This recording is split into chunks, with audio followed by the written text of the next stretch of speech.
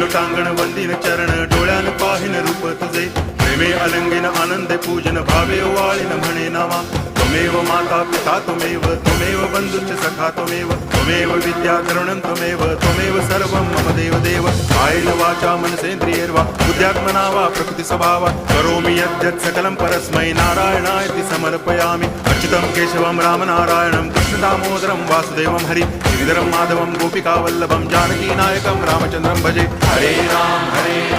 Ram Ram Hare Hare Hare Krishna